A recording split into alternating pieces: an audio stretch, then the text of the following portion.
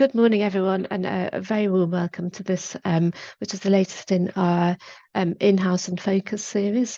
And today we are talking about getting ready for the Procurement Act, which is going to be the biggest change in procurement law for a generation. So obviously here in the procurement team, we're really excited about it. And I'm here today with Claire Crawford, who is a partner and procurement litigation specialist, Shaylee Howard, who leads our procurement team. Many of you will know already from our 5 and 25 series if you attend those. And I'm a senior legal advisor in the procurement team, and we will work very closely together on everything to do with procurement. So in terms of an agenda for today, perhaps before I talk about the agenda, maybe just a word on housekeeping. So as you know, this webinar has been recorded. Do feel free to use the Q&A box at the bottom of the screen to put any questions in there. And also if you've got any technical difficulties with hearing us or anything of that sort. And I think there would be a feedback process at the end. We would really welcome any feedback that you have.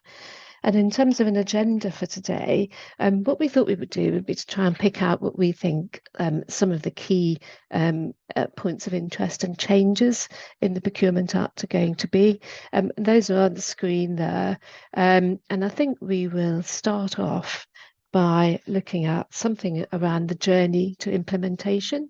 So if we just go into the next slide, the Procurement Act is literally on the cusp of receiving royal assent. There's a date scheduled for debate on October the 24th, which is next week, and we're expecting royal assent very quickly after that. And if we move on, we can just see then how we will go forward to implementation. So just on the next slide, we've got a graphic there which tells you how the journey looks from where we are currently to implementation. So we can see there we've got autumn 2023 round about now. That is when we're expecting to get royal assent. However, you'll see that it's not until October 2024, or maybe we should even say autumn 2024, that we're expecting the earliest date for the Act to actually come into force. And so we've got a period of at least a year or so during which to prepare. And as you can see from some of the boxes in the middle on that timeline, the government has planned all sorts of initiatives to help everybody get ready for implementation. So there's various sort of knowledge drops, e-learning tools, communities of practice, and all that sort of thing.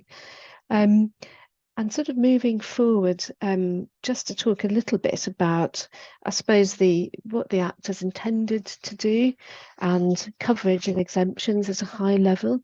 So I think it's worth saying that if you're not familiar with the changes that are coming, there isn't an intention to change the fundamentals of how procurement is regulated. So we won't see any change to the definition of contracting authority, or not a material change. There's no real change to the types of contract that are covered by the Procurement Act.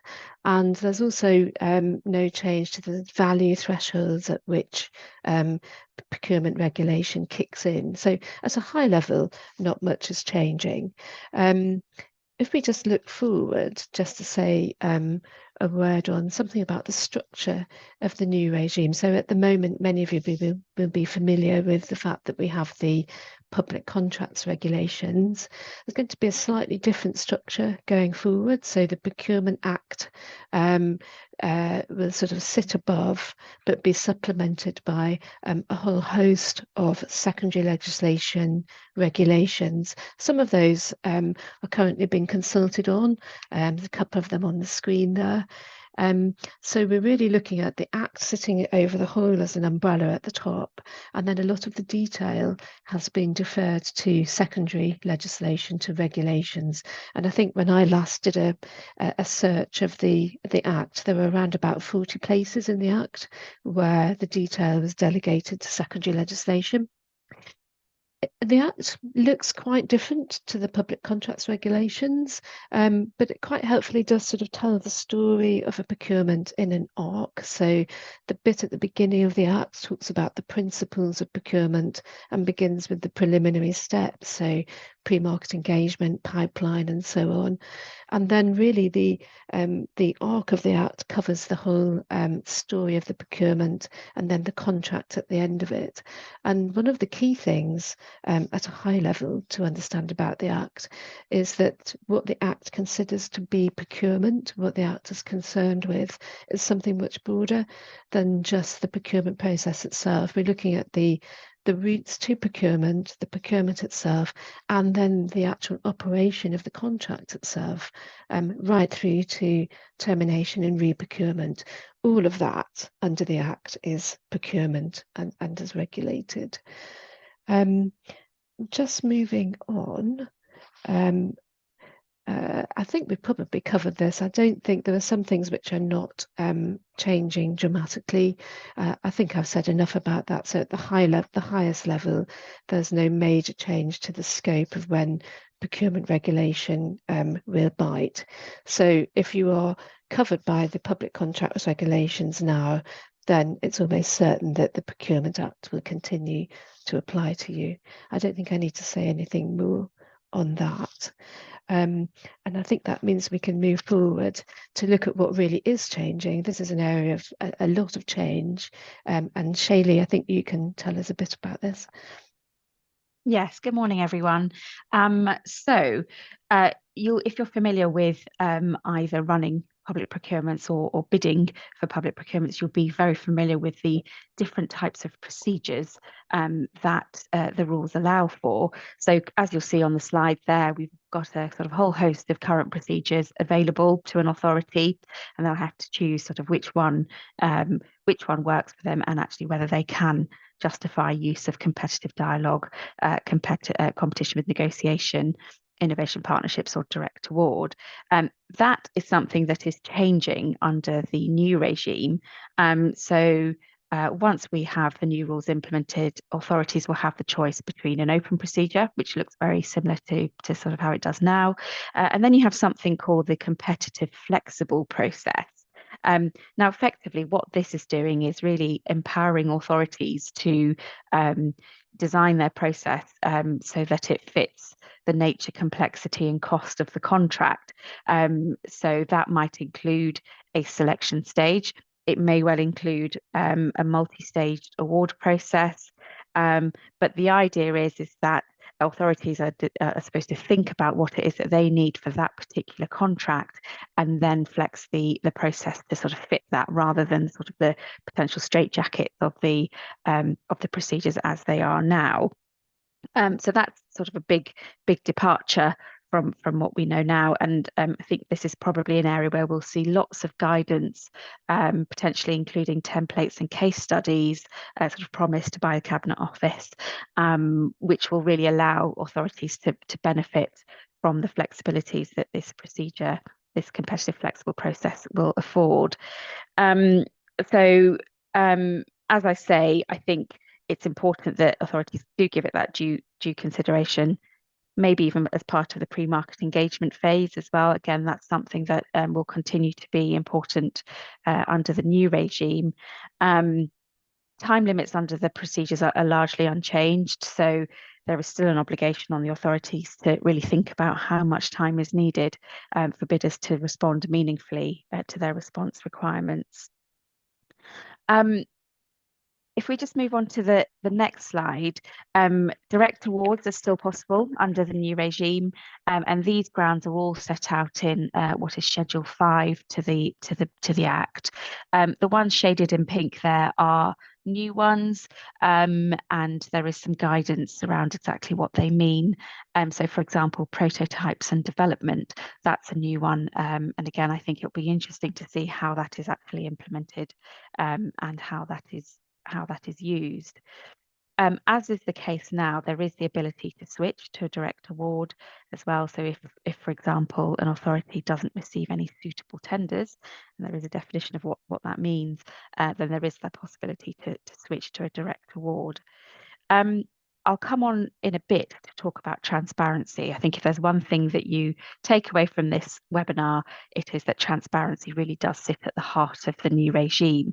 And that's the case for direct awards as well. So there is this obligation to publish a transparency notice and a contract award notice before the contract is awarded. And that includes the justification for the direct awards. So really shining a spotlight on those direct awards, because they will continue to be seen as an exception to the general rule that all contracts should be competed if they're covered under the rules. There is that obligation to be proactive with giving that information to the market. There is also the ability to run a voluntary standstill period, which may be useful from a risk mitigation perspective. Moving on to framework agreements. Now, this is an area where there was quite a lot of noise when we had the green paper back in December 2021. The way that has made its way into the Act is that we have three types of framework agreements. So you have your regular framework agreements with the maximum term of 4 years, which are designed to operate in a very similar way to the way they do now. You also still have the potential to have a longer framework, as long as you can justify that longer duration. In the current rules, there is an obligation to justify the longer framework in exceptional circumstances, and that's something that hasn't made its way into the bill. So that might be an area where we see some further clarification. You then have this concept of an open framework, which I think caused much intrigue amongst sort of procurement lawyers. And this is my attempt at explaining how it's designed to work. It's a bit of a cold towel moment, I'm afraid. The idea is that you, if you have a framework requirement that's on substantially the same terms, then you can effectively have successive frameworks up to eight years. And if any change is needed to those terms, then there is an obligation to run a new procurement. So I think this is something that could work quite well if you've got a very stable requirement of you might be able to effectively run lots of frameworks next to each other, but there are rules around when you have to run that sort of secondary framework. So it's got to be within, the second framework has to be within 3 years following the first award. And then ultimately you have that 8-year sort of long stop date. It will be really interesting to see how this is used in practice. I think there will often be scenarios where change is needed, and there might be change needed to drive innovation, for example, or refresh pricing. And if that's the case, then your sort of regular framework agreements will be the most appropriate mechanism. A quick word on dynamic markets. So these are rebranded dynamic purchasing systems. I think dynamic purchasing systems weren't used very much. And then the rules changed in 2015, and they became a little bit trendier, and we are seeing more of them now. They are generally at the moment used for sort of more commoditized purchases, and particularly where there's a growing, where there's a growing market, because they are open and they allow new entrants to come on. Under the new Act, these are rebranded as dynamic markets, and they can be used for all procurements. It'll be interesting to see how these are used and whether authorities do benefit from the flexibility and the opening up and the broadening of scope of dynamic markets. Effectively, they're designed to work in a very similar way. So the authority sets conditions for membership, and then will run sort of competitions amongst all those who are on the dynamic market for the duration of the market. So again, I think a useful tool, and one to consider when authorities are planning their procurements. Equally for suppliers, it may work well if there are sort of open opportunities and lots of opportunities to join dynamic markets, and they're not as closed as a framework agreement. I think that brings me to the end. Just a short, just to wrap up. So what does all of this mean? I think, as I've said, much greater flexibility. I think there is going to have to be a little bit of a shift in emphasis for authorities and really giving that thought at the strategy stage as to what is the most appropriate mechanism. Is it a contract? Is it a framework agreement or a dynamic market? And then secondly, what sort of procedure works for this particular procurement? And I think authorities will need to feel empowered to benefit from all of those flexibilities and not maybe revert to type as might be the temptation. And if you are bidding for opportunities, then it's very likely that processes will look different to what you're used to. I think there's an opportunity there as well to, as part of the pre-market engagement phase, you're able to sort of lobby the authority and talk about ways that you think that,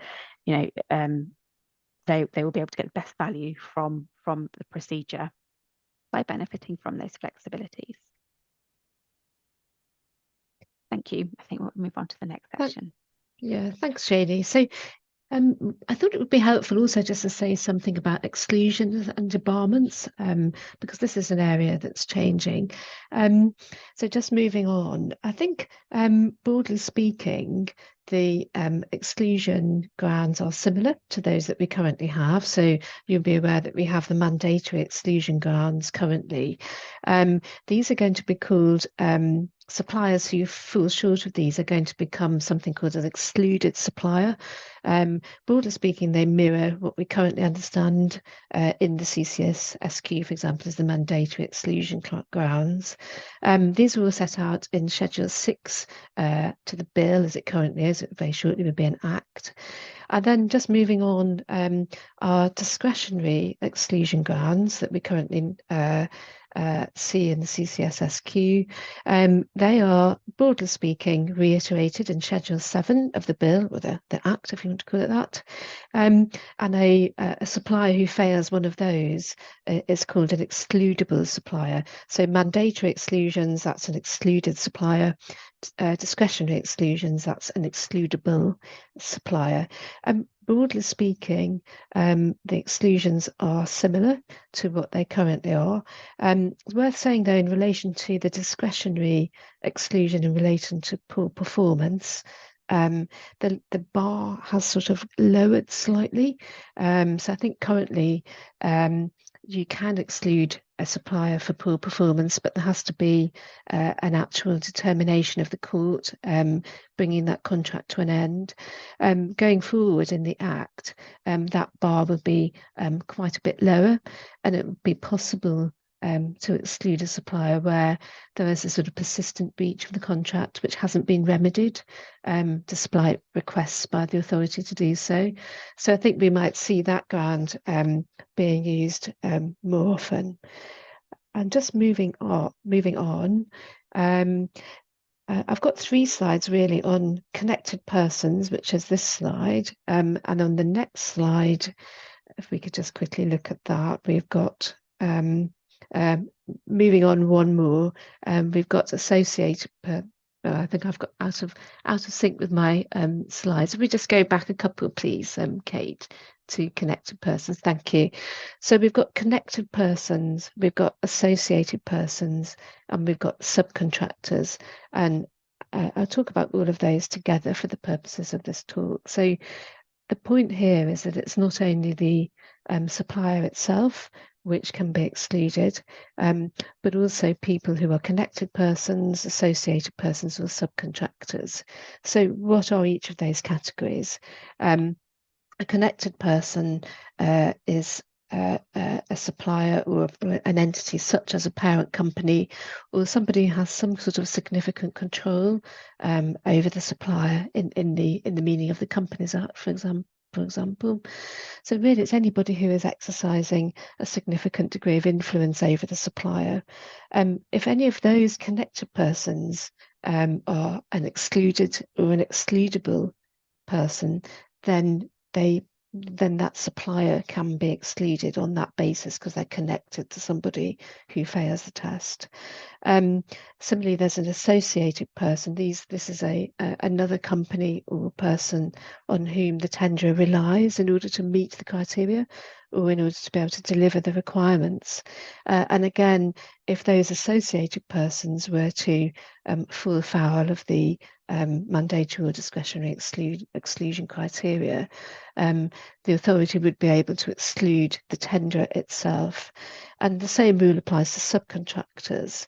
So the authority is not just looking at the tenderer, but it's looking down the supply chain at everybody who is subcontracted.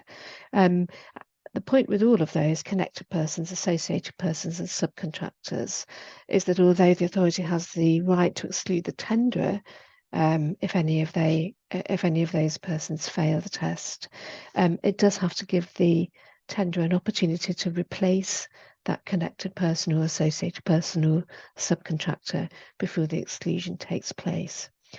And just moving on, just finally, I think we've said a little bit about poor performance already.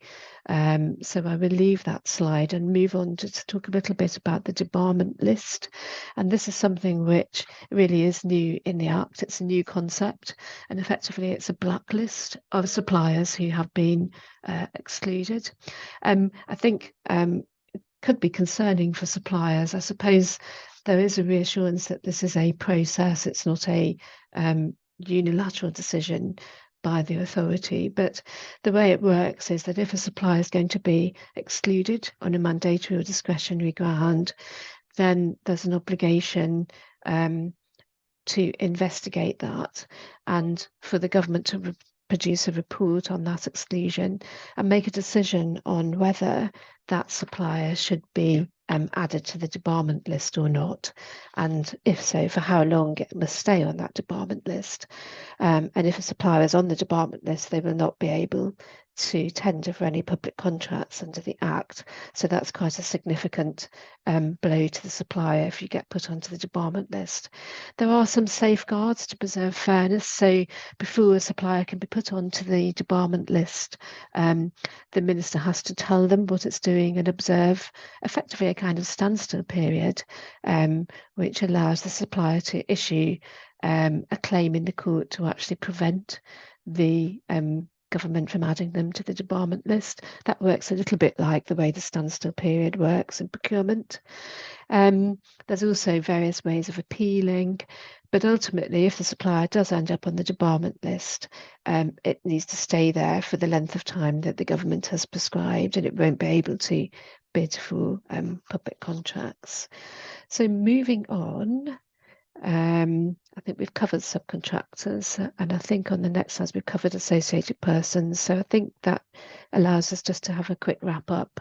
In terms of debarment, I think for authorities, there's going to have to be tweaks to internal processes. So how are authorities going to check that debarment list? How are they going to check the status of connected and associated persons? And also there's this new possibility of excluding for unremedied poor performance. So as I said, there's a slightly lower bar than currently. How will authorities actually monitor and check that? How will they make that decision? And in terms of suppliers, obviously the debarment process, if a supplier is debarred, that is a significant blow to a supplier. So really important for suppliers to understand that debarment process and to take full advantages of their rights to appeal.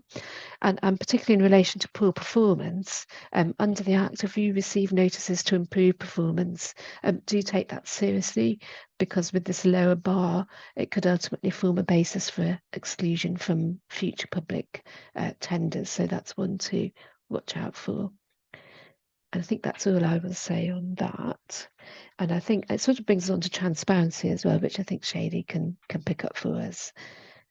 Thanks, Jenny. Yes. So, as the subject of the slide says, transparency really is at the heart of the new rules, and there are notices for each stage of the life cycle of not only the procurement but also the contract as well. And the idea is, and these will all be connected on the online portal.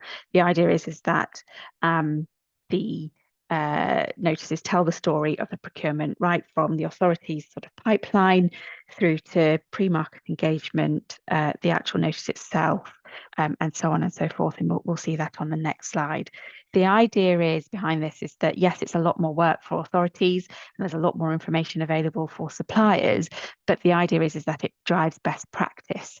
And so things that might have previously sort of flown under the radar will be there available for interested parties to look at. So it'll be interesting to see how authorities amend their practices to implement these changes. The details of what the notices should be contained are currently in draft regulations. So these are regulations that will sit under the Act, which will contain a lot of the detail, as Jenny mentioned earlier. Those consultation periods ended on the draft regulations over the summer, and we are expecting updated regulations in due course. If we just move on to the next slide. So the next couple of slides, I won't talk about each of these in details, and we are planning sort of materials to help you navigate the changes in terminology. But as you can see, authorities will have to publish a pipeline notice where they're spending more than £100 million each year, and publish their pipeline of spend of contracts above £2 million, and that's over sort of financial years.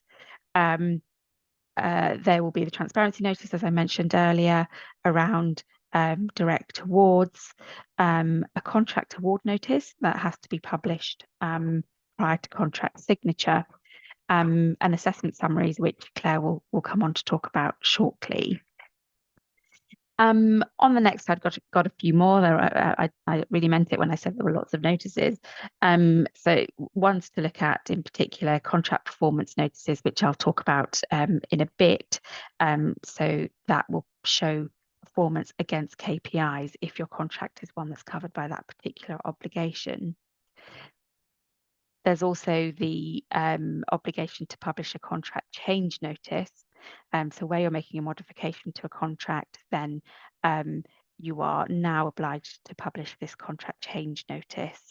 And finally, if you terminate a contract or it expires or it's set aside, etc. So every contract that ends, you've got this obligation to publish a contract termination notice.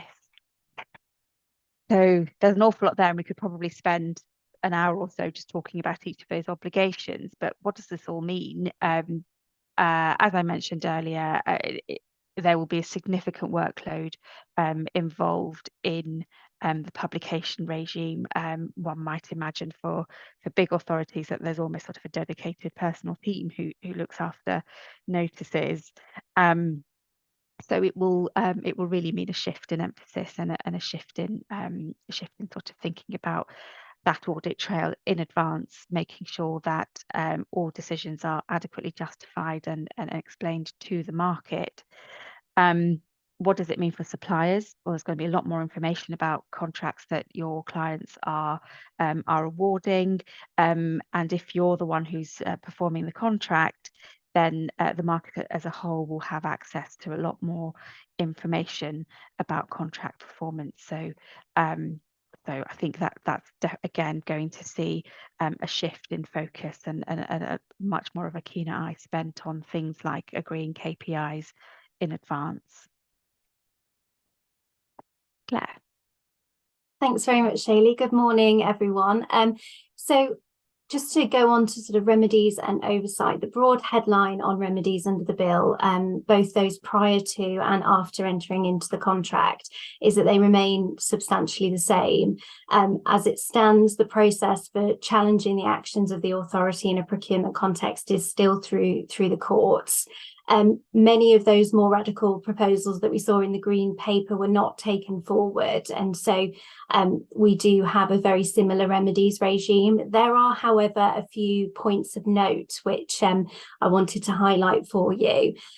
So starting firstly, one of those is the standstill period and the mandatory standstill period to be applied. So There is some change overall to the procedure once a winning bidder has been identified by the authority. And firstly, they must provide what's now called an assessment summary. So picking up on the points that Jenny and Shaylee's already mentioned about the changes in terminology. This assessment summary is essentially what we currently know as the standstill letter, but it's going to be and look slightly different. The bill isn't explicit in terms of the information that authorities are required to include in the assessment summary at the moment, and we're expecting all of that to be in secondary legislation. What we know at the moment is that from the draft secondary legislation is that the information to be contained in there is broadly following a similar theme to that we would expect in a standard standstill letter and under Regulation 86. However, there's quite significant changes in the language to be used. So, for example, we've now lost reference to the sort of relative characteristics and advantages of the winning bidder, and it's likely to look quite different in terms of that content. So that's definitely one to watch in terms of the detail to be included there.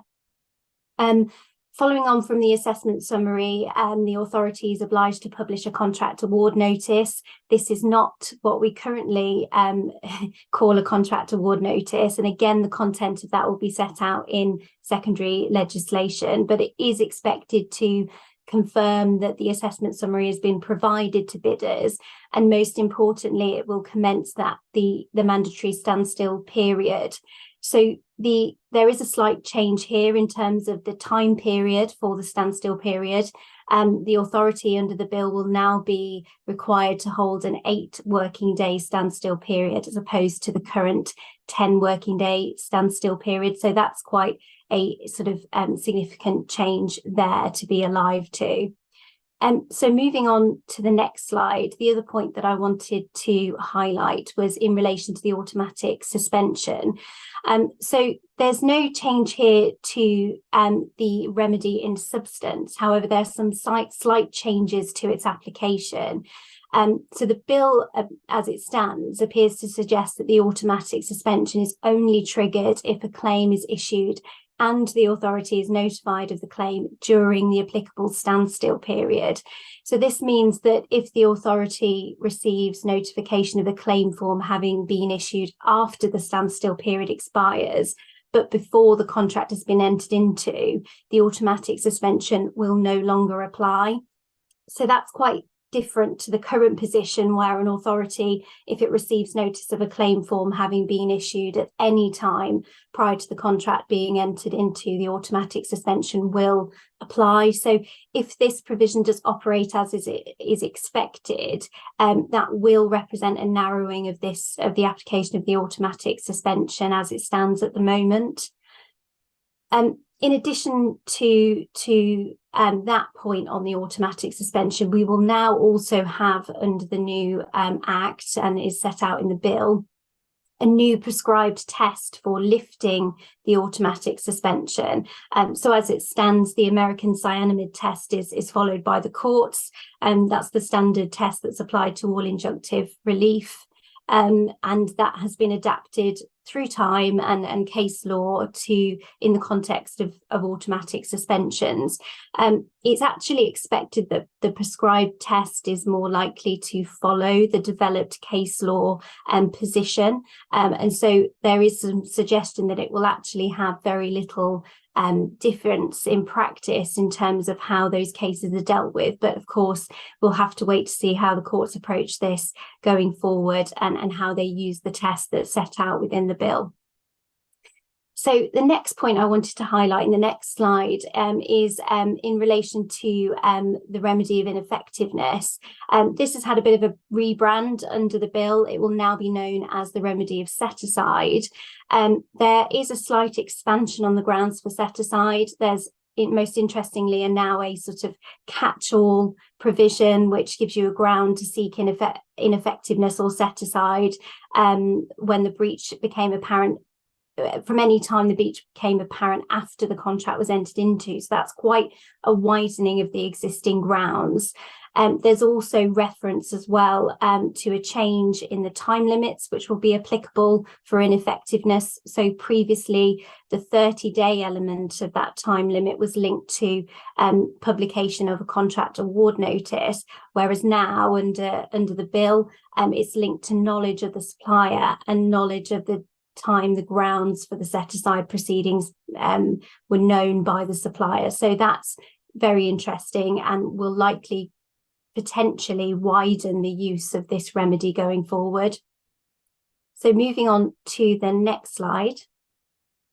So I just wanted, as a final point, to make reference to procurement oversight, as this is an interesting new area under the bill. So under this section of the bill, an appropriate authority can investigate procurement activities of an authority, and they can issue recommendations and guidance if it considers that the authority has not or has likely not complied with elements of the Act. So at the moment, as it stands, authorities will just have to have regard to the recommendations reached when considering how to comply with the bill or Act's provisions. But they can be required to publish progress reports on recommendations. The impact of procurement oversight is currently sort of quite moot and unknown. It's not mandatory, it's not binding, and it's recommendatory only. And so its impact will really depend upon resourcing and its reach and how it's used in practice going forward. One point to note, however, is that as part of procurement oversight, there's no power to adjudicate on the lawfulness of any particular procurement. It's more likely to be thematic reviews of how authorities behave. So, the lawfulness of any particular procurement will still require, as it does now, a High Court challenge. So moving on, the next slide. So just in terms of practical application of those few points to highlight, what does it mean for authorities? So there it is of note that automatic suspension remedy has narrowed a little in the authority's favour under the bill. Also in exchange for that, if you like, there has been a potential widening of the ineffectiveness or set aside remedy. And it's also worth noting that there's going to be quite a bit of change in terms of how standstill letters, or what will be now assessment summaries, should be drafted. And so careful consideration will need to be given as to how the information that's currently provided is provided going forward to comply with the new obligations under the secondary legislation. That's sort of equally for suppliers, really remembering in respect to that, all those changes to the automatic suspension remedy, that claim must be brought during the standstill now, and not just prior to contract award if you want the effect of the automatic suspension. And also checking those standstill letters to make sure you're still getting the information that you're entitled to from the authority following the outcome of the procurement. For suppliers, procurement challenges under the bill still continue to be high cost and high risk, and the limitation periods are still very short. And so, there's that point to act quickly upon receiving notice of award if there's issues or you consider there to be grounds to raise a challenge. And then finally, procurement oversight may be of assistance to suppliers going forward and may be onerous for authorities, but we're still yet to really see how that will work in practice. Pass back now for contract management. Thank you, Claire. So as I mentioned earlier, there are the new regime will look at contract operation a lot more than the current regime does now. And as part of that, I wanted to talk a little bit about contract changes. I know we've had a couple of questions on this already. Where there is a change to a public contract, then it may well be permitted, but if it's a permitted modification, I'll come on to talk about what that is. If it's not a substantial modification, or it's a below threshold modification, a a change in approach under the rules is that, and under the new rules, is that it brings in this concept of a convertible contract. And what that means is that if you have a public contract that was not covered by the rules previously, but given the modification, it now will be covered by the rules, then this regime will apply. So it sort of brings into scope those contracts that potentially were low value, but given sort of incremental change to them have now tipped over into an above threshold contract, then that will be covered by this regime. So again, sort of broadening the scope of the application of the regime. So let's have a little look at what a substantial modification is. So there is a definition which is very similar to the one we have now. So if you've got an increase or decrease in the term by more than 10%, and note the inclusion of decrease.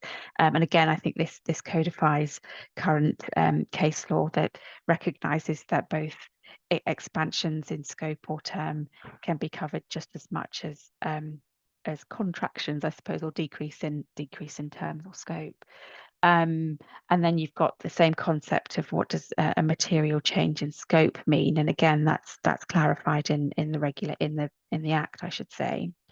We've had a question on below threshold modifications, and these won't be covered if there is a maximum of either 10 or 15% in a change in the value, depending on whether it's goods or works or services, and the aggregate is below the financial threshold above which the rules apply, and there is no material change in scope. And if that's the case, then that will be a below threshold change.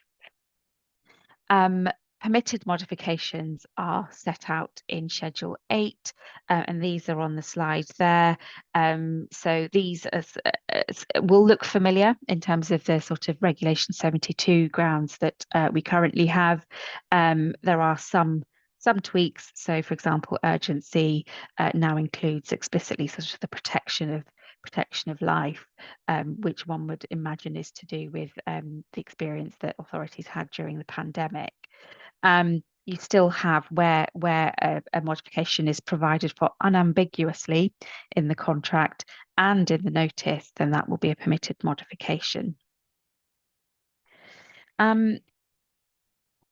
And as I mentioned earlier in the section on transparency, there is this obligation to publish contract change notices, and this is required for all modifications unless those are low value, and you'll see on the screen there that the definition of that. So that 10 and 15% threshold comes into play again.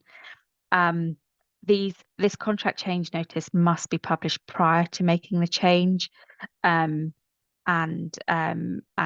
you can have a voluntary 8-day standstill period, and that is to potentially reduce your risk of challenge once the modification has been implemented.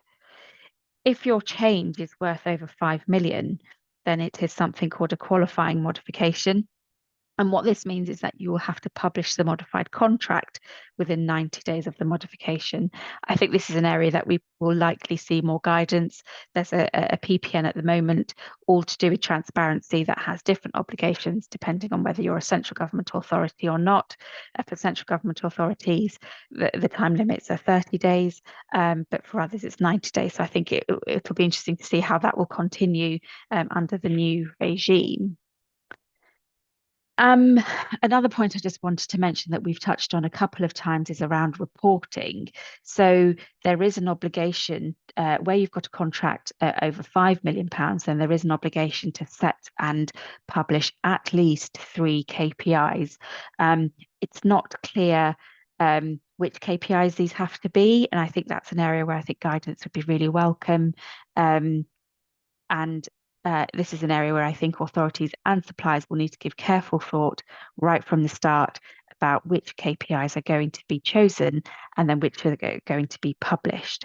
And these have to be reported on regularly. So you have annual reporting requirements and upon termination.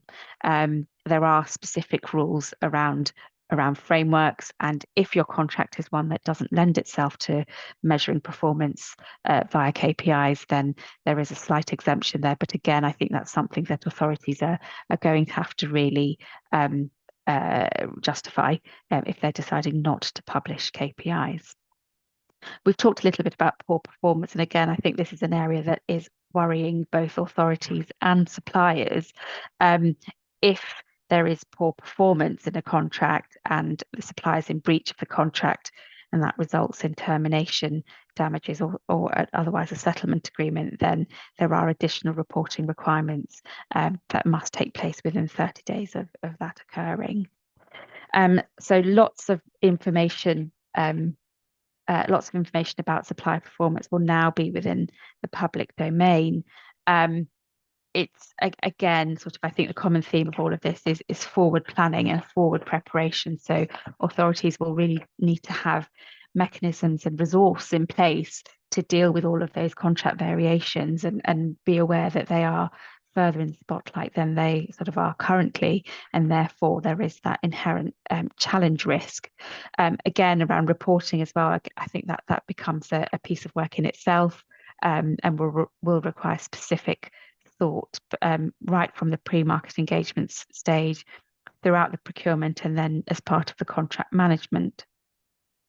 If you're a supplier, again, as we've said before, lots more details about contract performance, and the details of your contracts will now be available, including those modifications that might happen after the contract is signed, and that in turn carries that procurement risk of challenge, but also potential reputational risk too. And again, as I said already, that KPIs will again are really important, and making sure that those are meaningfully chosen will be all the more important. I think that's all from me. Thanks, Shani. So just to sort of wrap up, we have had some questions in the chat. I think the way you can see some of the ones that I've answered there, there's a few that are still open, so maybe Shani and Claire can pick up some of those. I noticed the timing that we are probably on time, aren't we, as it's called 11:45. Is it worth us staying on just to try and pick up some of these questions? If people want to stay, they're very welcome to.